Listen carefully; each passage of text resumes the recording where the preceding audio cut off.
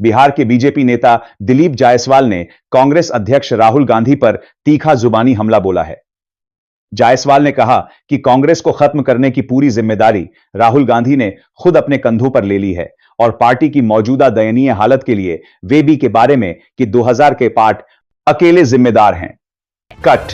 पश्चिम बंगाल की मुख्यमंत्री ममता बनर्जी ने कोलकाता में प्रेस कॉन्फ्रेंस कर बीजेपी को लोकतंत्र का हथियारा बताया है।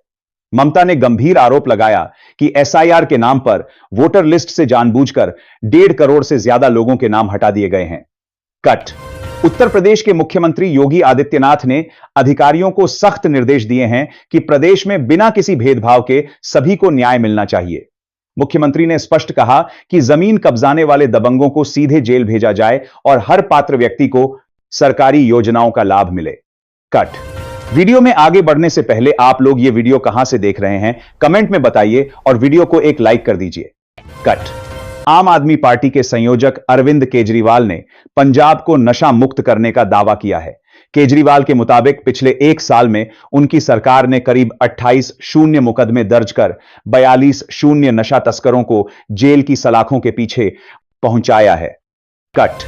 नेपाल में हुई हालिया धार्मिक हिंसा के बाद उत्तराखंड के पिथौरागढ़ और चंपावत जिलों से लगी भारत नेपाल सीमा पर सुरक्षा बढ़ा दी गई है। सीमा पर एसएसबी और स्थानीय पुलिस हाई अलर्ट मोड पर है ताकि किसी भी अप्रिय घटना को रोका जा सके। कट। समाजवादी पार्टी के अध्यक्ष अखिलेश यादव ने कोलकाता में ईडी की रेड पर प्रतिक्रिया देते हुए कहा कि बीजेपी बंगाल में अपनी हार के डर से ऐसी कार्रवाई कर रही है। अखिलेश ने कहा कि यह विपक्षी नेताओं को डराने की एक नाकाम कोशिश है। कट। इंडिया से अखिलेश की जान की हार के आधे टीएमसी सांसद सागरिका घोष ने दावा किया है कि बीजेपी के आंतरिक सर्वे में पार्टी का प्रदर्शन 2024 के चुनाव से भी खराब दिख रहा है।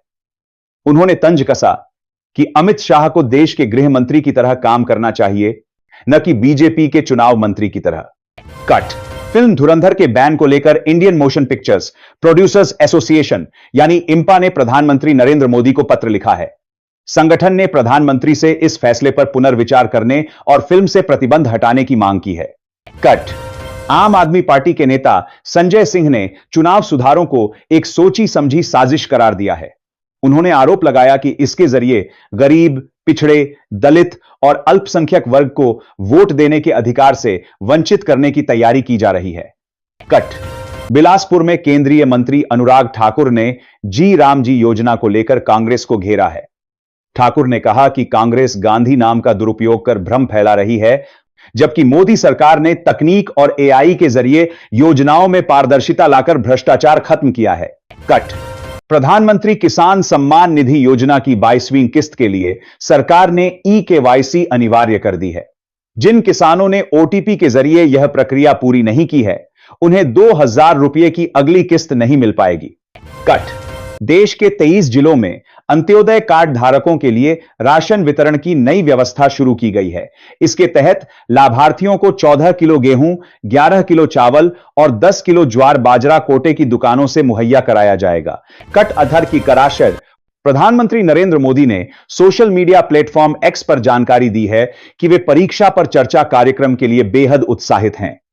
इस वार्षिक कार्यक्रम में पीएम छात्रों, शिक्षकों और अभिभावकों के साथ सीधा संवाद करेंगे। कट। उत्तर प्रदेश के संभल में प्रशासन ने कब्रिस्तान की जमीन पर बनी अवैध मस्जिद और मजार को हटाने का 15 दिन का अल्टीमेटम दिया है। समय सीमा पूरी होने पर प्रशासन ने बुलडोजर कार्रवाई करने के संकेत दिए हैं। कट।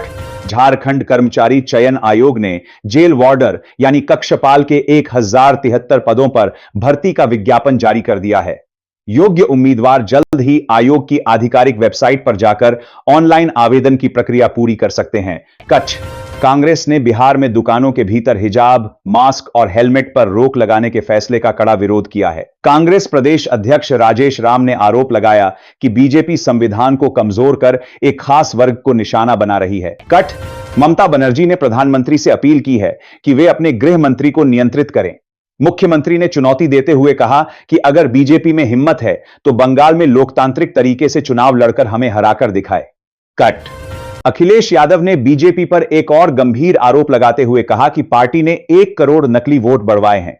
सपा अध्यक्ष ने मांग की है कि वोटर लिस्ट में इस तरह की धांधली करने वालों के खिलाफ एफआईआर दर्ज होनी चाहिए। कट।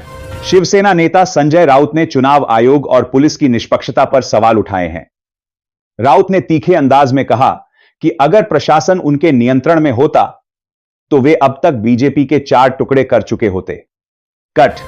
एनसीपी नेता नवाब मलिक ने बांग्लादेशी घुसपैठियों के मुद्दे पर बीजेपी पर निशाना साधा है।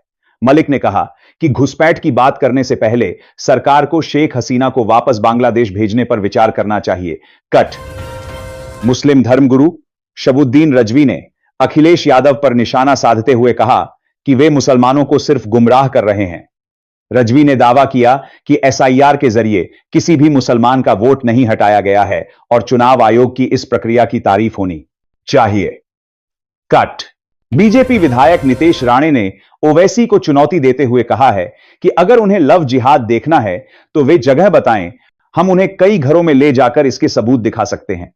राणे ने आरोप लगाया कि कुछ लोग जिहादी सोच के साथ इसे बढ़ावा दे रहे हैं। कट। हाजी अराफात शेख ने जेएनयू में लगे विवादित नारों पर छात्रों को आड़े हाथों लिया है। उन्होंने तीखा सवाल किया कि क्या छात्र वहां पढ़ाई करने जाते हैं या फिर देश विरोधी गतिविधियों और आतंकवाद का समर्थन करने के लिए यूनिवर्सिटी का इस्तेमाल कर रहे हैं। कट। दिल्ली पुलिस ने साल 2025 के आंकड़ों के आधार पर राजधानी में रह रहे 548 अवैध विदेशी नागरिकों की पहचान की है।